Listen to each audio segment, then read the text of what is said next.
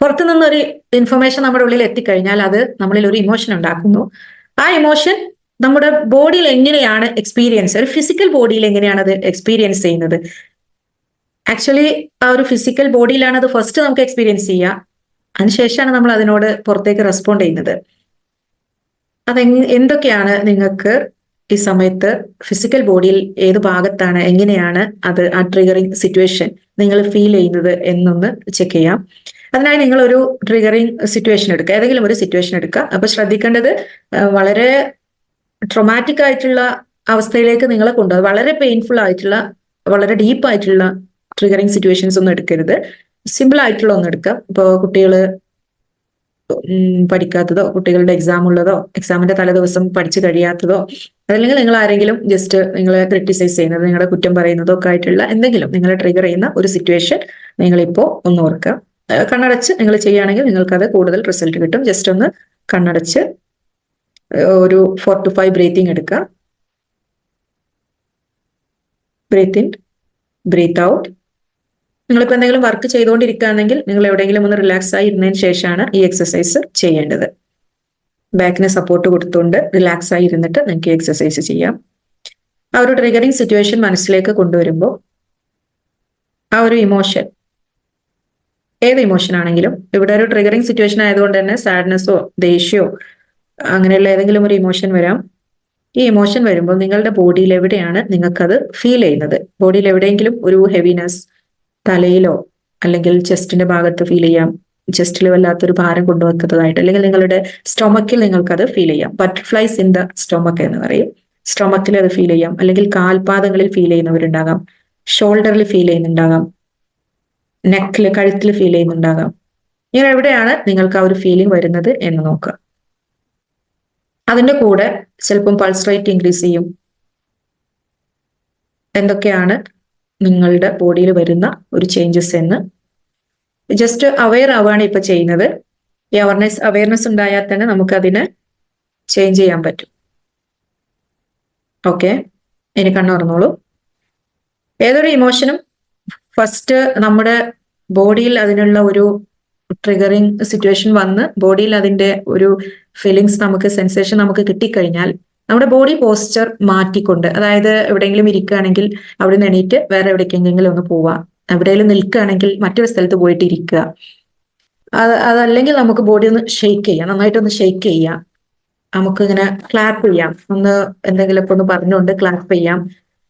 ഇങ്ങനെയൊക്കെ നമ്മൾ just body posture ഒന്ന് ചേഞ്ച് ചെയ്യുന്നതിലൂടെ ആ ഒരു ട്രിഗറിനെ നമുക്ക് എന്ത് ചെയ്യാം, ആ ഒരു ട്രിഗറിന്റെ അതിന്റെ ഒരു ഇന്റൻസിറ്റി നമുക്കൊന്ന് ചേഞ്ച് ചെയ്യാൻ കഴിയും.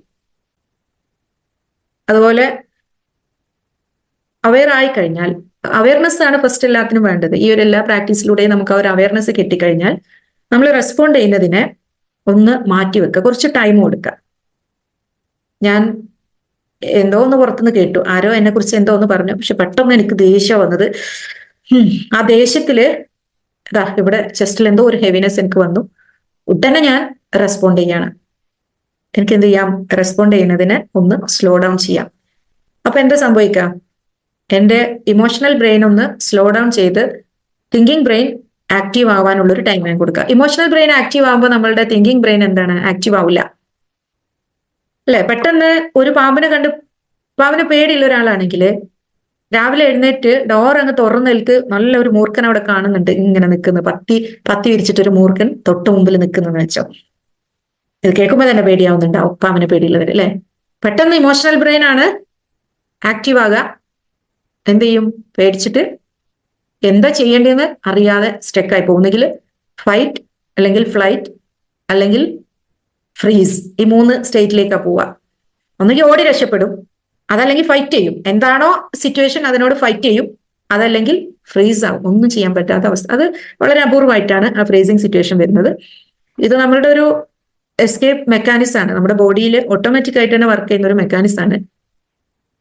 പുറത്തുനിന്നൊരു ഇൻഫർമേഷൻ കിട്ടിക്കഴിഞ്ഞാൽ അതെന്റെ ഇമോഷണൽ ബ്രെയിൻ പെട്ടെന്ന് ഒരു ചെറിയ ഭാഗം ഇമോഷണൽ ബ്രെയിനിലേക്ക് പോകും.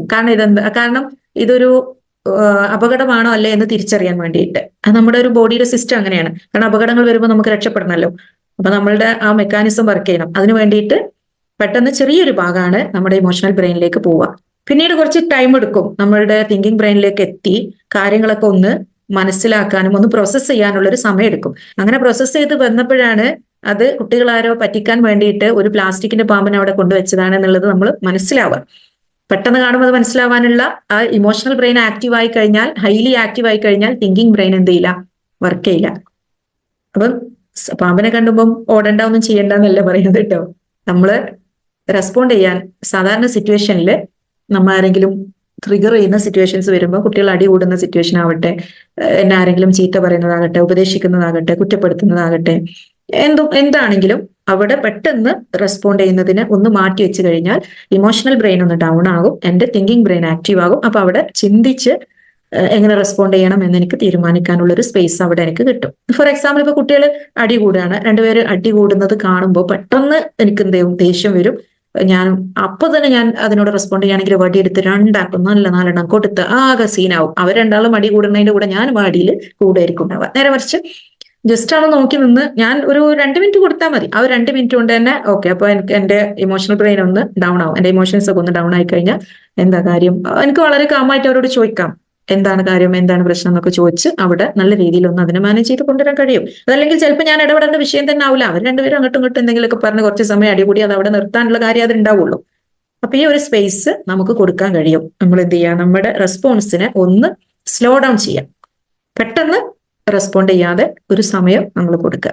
ഇതിലൂടെ നമ്മളുടെ ഇമോഷണൽ ഇന്റൻസിറ്റി നമുക്ക് കുറക്കാനും അതനുസരിച്ച് പിന്നീട് ഒരു ഗിൽറ്റി ഫീലിംഗിലേക്ക് എത്തുന്ന തരത്തിലുള്ള ഒരു റെസ്പോൺസ്, വളരെ അഗ്രസീവ് ആയിട്ടുള്ള ഒരു റെസ്പോൺസിന് നമുക്ക് ഒഴിവാക്കാൻ കഴിയും. കാരണം ദേഷ്യം വന്നു കഴിഞ്ഞാൽ, ഇനി സങ്കടമാണെങ്കിലും ഇതൊക്കെ വളരെ ഹൈ ഇന്റൻസിറ്റിയിൽ നമുക്ക് വന്നു കഴിഞ്ഞാൽ പിന്നെ എന്തൊക്കെയാണ് ചെയ്യുന്നത്, എന്തൊക്കെയാണ് പറയുന്നത് എന്ന് നമുക്ക് ഓർമ്മ ഉണ്ടാവില്ല.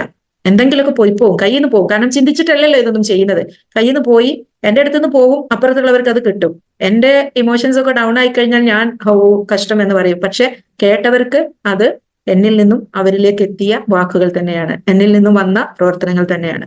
അത് അവരെ നന്നായിട്ട് ഹേർട്ട് ചെയ്തിട്ടുണ്ടാവും. ആ മുറിവുകൾ പിന്നെ മായ്ക്കാൻ ഒരുപാട് പ്രയാസപ്പെടും. അതുകൊണ്ട് ഇതും പ്രാക്ടീസ് ചെയ്യുക, കുറച്ച് സമയം കൊടുക്കുക. നമ്മൾ റെസ്പോണ്ട് ചെയ്യുന്നതിൻ്റെ ഇടയ്ക്ക് കുറച്ച് സമയം കൊടുക്കുക. ഇത് നമ്മളെ ഇമോഷൻസ് മാനേജ് ചെയ്യാൻ നന്നായി ഹെൽപ്പ് ചെയ്യുന്ന ഒരു ടെക്നിക്കാണ്.